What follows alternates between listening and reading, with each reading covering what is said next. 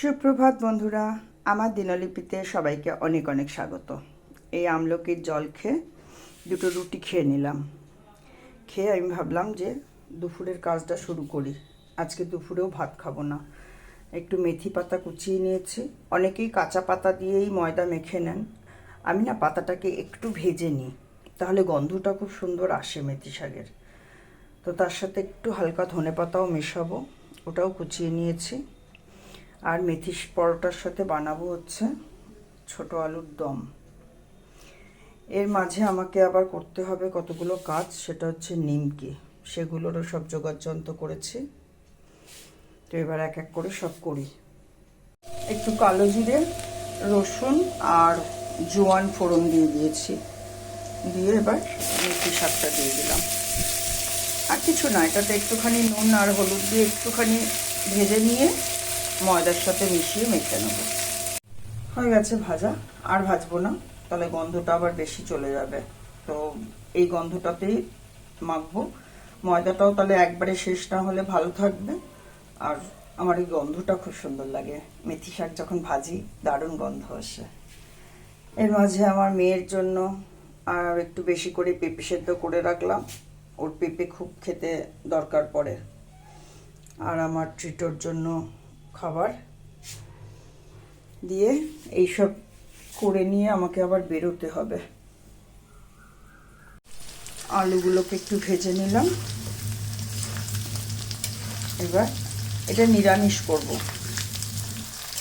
এই নতুন আলুর দম একটু, নতুন আলু নয় যদিও, বাট ছোট আলুর দম একটু নিরামিষই ভালো লাগে। এই তেলের মধ্যে আদা বাটা, লঙ্কা, কাজু আর মগজদানা বাটা, টমেটো আর একটু কাশ্মীরি লঙ্কা দিয়ে দিলাম, নুন হলুদ মিষ্টি দিয়ে দিয়েছে। এবার এটাকে কষাবো। আর দিলাম একটু মটরশুঁটি দিয়ে এবার এটাকে একটু ভালো করে কষিয়ে নিই। তেল ছাড়লে তারপরে আলুটা দিয়ে দেবো। আজকে এটা জল দেবো না, একদম কষা কষা করবো।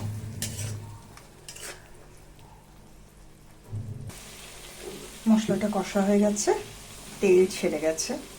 এবার আলু কটা দিয়ে একবার ভালো করে কষিয়ে নেব।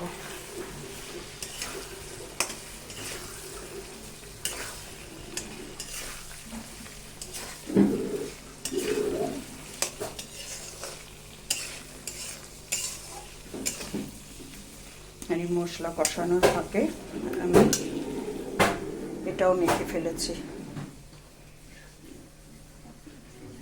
এইগুলো করে এবার আমি যাব কুরিয়ার অফিসে, কতগুলো ডিসপ্যাচ করার আছে সেগুলো করে দিয়ে এসে তারপরে খেয়ে নিমকি বানাতে বসবো।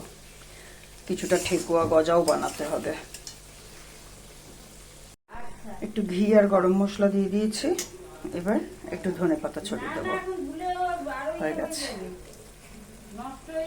হয়ে গেল আমার আলুর দম।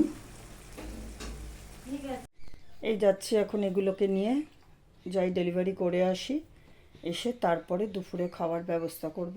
তারপরে আমি নিমকি, গজা, ঠেকুয়া সব বানাবো। মেথির পরোটাগুলো বেলে নিচ্ছি। আমার না গ্লাভস পরে কাজ করা অভ্যেস নেই, কিন্তু যা ঠান্ডা আসছে আর ঠান্ডা পড়ার আগেই আমার আঙ্গুল যেভাবে ফেটে যাচ্ছে জল ঘাটতে ঘাটতে, তাই আমি অল্প অল্প করে গ্লাভস পরে কাজ করা অভ্যেস করছি। এগুলো এবার এক এক করে ভেজে নেব। পরোটাগুলো বেলে নিয়েছি একসাথে, নিয়ে এবার অল্প অল্প করে তেল দিয়ে ভেজে নেব, নিয়ে আলুর দম দিয়ে খেয়ে নেবো। আর একটু ধনে পাতার চাটনিও নেবো তার সাথে, ধনে পাতার চাটনি বানিয়েছি। আজকে দেখো কি সুন্দর দুটো পেয়ারা নিয়ে এসেছি। আমার এত ভাল লাগছিল, আমি আর বোটার থেকে ওগুলোকে কাটিনি, আমি ওইভাবেই নিয়ে এসেছি যে বাড়িতে যখন খাবো তখন কাটবো। আমার খাবার রেডি, আমি নিয়ে যাচ্ছি খেতে। আজকে যেহেতু ভাত খাবো না, তাই জন্য ভাবলাম এটা খেয়ে, আজকে ব্রেকফাস্টের পরে সময় ছিল না, তাই জন্য ঘুরে এসে এগুলোকে সব কাটাকাটি করলাম, করে ব্রেকফাস্টের পরে একটু ফ্রুটসও খেয়ে নেব। চলো, আমার দিনলিপি আজকে এখানেই শেষ করছি। সবাইকে অনেক ভালোবাসা, সবাই খুব ভালো থেকো, সবাইকে ভালো রেখো। টাটা।